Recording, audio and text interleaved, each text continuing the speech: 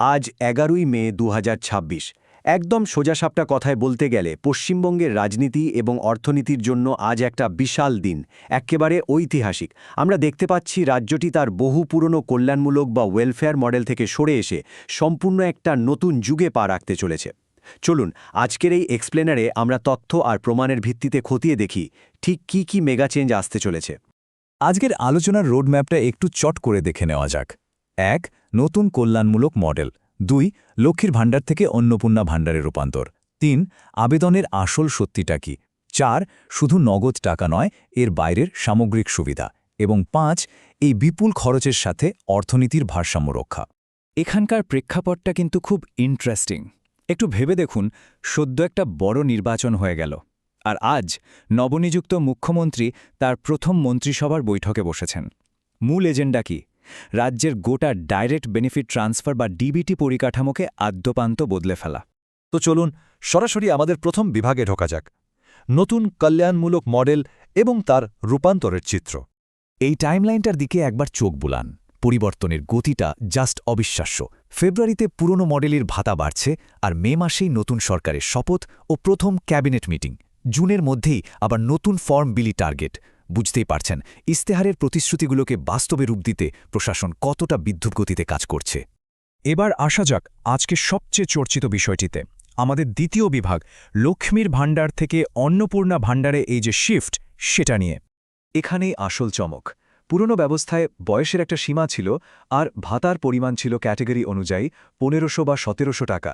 কিন্তু প্রস্তাবিত অন্নপূর্ণা ভাণ্ডারে সব প্রাপ্তবয়স্ক মহিলার জন্য একটা ফ্ল্যাট রেট, মাসের সোজা ৩,০০০ টাকা। মানে বুঝতে পারছেন, রাজ্য সরকারের দিক থেকে আর্থিক প্রতিশ্রুতিটা এক ধাক্কায় প্রায় দ্বিগুণ হয়ে যাচ্ছে। আর এই পুরো বিষয়টা নিয়ন্ত্রণ করবে মাতৃশক্তি ভরসা কার্ড। এটা কিন্তু আপনার মানিব্যাগে থাকা আর ৫টা সাধারণ পরিচয়পত্রের মতো নয়। এটা একটা প্রস্তাবিত মাল্টি ইউটিলিটি স্মার্ট কার্ড। বলতে পারেন পুরো ওয়েলফেয়ার সিস্টেমটার একটা সেন্ট্রালাইজড হাব, যেটা মহিলাদের অ্যাকাউন্টে ওই ৩,০০০ টাকা ঢোকাটা নিশ্চিত করবে। কিন্তু এত বড় একটা ঘোষণা হওয়ার পর যা হয় আর কি, প্রচুর গুজব। তাই আমাদের তৃতীয় বিভাগে আমরা দেখব আবেদনের বাস্তব চিত্রটা ঠিক কি।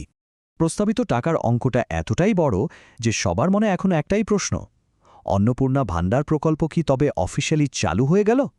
এর এক কথার উত্তর হল একেবারেই না, এখনও নয়। এটা পরিষ্কার করে বুঝে নেওয়া দরকার যে আজ ১১ই মে পর্যন্ত কোনো সরকারি নির্দেশিকা বা জিও পাস হয়নি। এই যে হোয়াটসঅ্যাপে বা অনলাইনে নানা পিডিএফ আর ফর্ম ঘুরে বেড়াচ্ছে না, ওগুলো ১০০% ভুয়ো। ভুল করেও ওসবে নিজের ব্যক্তিগত তথ্য দেবেন না। তাহলে এখন আপনাদের কি করা উচিত? বিশেষজ্ঞরা বলছেন এই ৩টে কাজ করে রাখুন। ১. জুন মাসে সম্ভাব্য সরকারি বিজ্ঞপ্তির জন্য অপেক্ষা করুন। ২. নিজের নামে একটা সিঙ্গল ব্যাঙ্ক অ্যাকাউন্ট রেডি রাখুন, যার সাথে আধার লিঙ্ক করা থাকবে। এটা খুব ইম্পর্ট্যান্ট, কারণ জয়েন্ট অ্যাকাউন্ট থাকলে অ্যাপ্লিকেশন সোজা রিজেক্ট হয়ে যেতে পারে। আর ৩. পুরনো আইডি আর একটা ইনকাম সার্টিফিকেট জোগাড় করে রাখুন। ব্যাস। ঠিক আছে, এবার চলুন আমাদের চতুর্থ বিভাগে। এই নতুন মডেলে শুধু যে হাতে নগদ টাকা আসবে তা কিন্তু নয়, এর বাইরেও একটা সামগ্রিক সুবিধার কথা বলা হয়েছে। বিষয়টা হল দারিদ্র্য দূর করার একটা মাল্টি ডাইমেনশনাল অ্যাপ্রোচ। মানে শুধু পকেটে টাকা দেওয়াই নয়, আপনার রোজকার খরচ কমানোর দিকেও জোর দেওয়া হয়েছে। এই ৮টি প্রধান সুবিধার মধ্যে রয়েছে মাসে ২০০ ইউনিট ফ্রি বিদ্যুৎ, জাতীয় স্বাস্থ্য ব্যবস্থার সুবিধা, আর বেকারদের জন্য ডাইরেক্ট সাপোর্ট। এই তুলনাটা দেখুন, এটা একটা মেজর পলিসি শিফট। এতদিন ছিল রাজ্যের নিজস্ব স্বাস্থ্যসাথী, যা শুধু বাংলার ভেতরেই কাজ করত। এখন সেটা বদলে জাতীয় স্তরের আয়ুষ্মান ভারত আনার কথা বলা হয়েছে। এর সুবিধা কি? ধরুন কোনো পরিযায়ী শ্রমিক অন্য রাজ্যে কাজ করতে গেলেন, তিনিও কিন্তু সেখানে ওই ৫ লক্ষ টাকার কভারেজ পাবেন। তরুণ প্রজন্মের জন্য একটা দারুণ খবর আছে। আগে যুবশ্রী প্রকল্পে ওই প্রতি ৬ মাস অন্তর ফর্ম জমা দেওয়ার একটা ঝক্কি ছিল, তাই না? প্রস্তাবিত যুবসাথী মডেলে সেই আমলাতান্ত্রিক গেরো আর থাকছে না।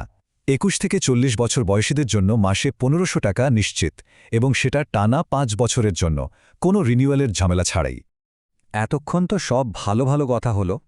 এবার আসা যাক বাস্তবের কঠিন মাটিতে। আমাদের পঞ্চম এবং শেষ বিভাগ, অর্থনীতির ভারসাম্য রক্ষা বা এই বিপুল প্রতিশ্রুতির ফান্ডিং আসবে কোথা থেকে? ৮০,০০০ কোটি টাকা। সংখ্যাটা একবার ভাবুন। শুধু নতুন অন্নপূর্ণা ভাণ্ডার প্রকল্পটা চালাতেই বছরে এই বিপুল পরিমাণ টাকার প্রয়োজন, যা আগের মডেলের খরচের প্রায় ডাবল। আর এই ডোনাট চার্টটা দেখলে বিষয়টা আরও পরিষ্কার হবে।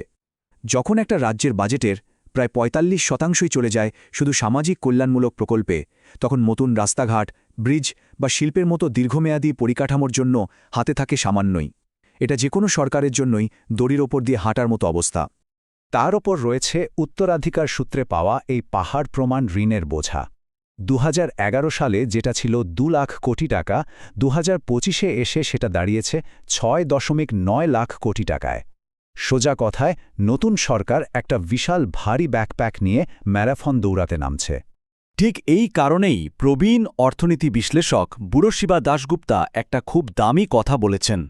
তিনি বলেছেন, সামাজিক ক্ষেত্রে অতিরিক্ত বিনিয়োগের ফলে কিভাবে একটা রাজ্যের অর্থনীতি বিপর্যস্ত হতে পারে, পশ্চিমবঙ্গ তার একটা কেস স্টাডি হতে পারে। কথাটা কিন্তু ফেলে দেওয়ার মতো নয়, কারণ মূলধন ব্যয় না বাড়লে নতুন চাকরি তৈরি হবে কোথা থেকে? তাহলে উপায়? ভাতা তো আর কমানো যাবে না। তাই এই ব্যালেন্সটা ধরে রাখতে প্রশাসন এখন বেশ কিছু কড়া পদক্ষেপের কথা ভাবছে, যেমন কাটমানি কালচার পুরোপুরি বন্ধ করা, আগের আর্থিক অবস্থার উপর একটা শ্বেতপত্র প্রকাশ, দার্জিলিং চা শিল্পের আধুনিকীকরণ আর পিএম কিষানের মতো কেন্দ্রীয় প্রকল্পের ফান্ডগুলোকে পুরোপুরি কাজে লাগানো। আজ নতুন প্রশাসন দায়িত্বভার নিয়েছে, কিন্তু দিন শেষে আমাদের মনে এই একটা চূড়ান্ত প্রশ্নই থেকে যাচ্ছে, পরিকাঠামোগত উন্নয়ন আর শিল্পকে জলাঞ্জলি না দিয়ে কোনো রাজ্য কি তার ওয়েলফেয়ার স্কিমগুলোকে এইভাবে দ্বিগুণ করে সফল হতে পারে? এর উত্তর পেতে আমাদের ভবিষ্যতের দিকেই তাকিয়ে থাকতে হবে। আজকের এই বিশ্লেষণে আমাদের সাথে থাকার জন্য অনেক ধন্যবাদ।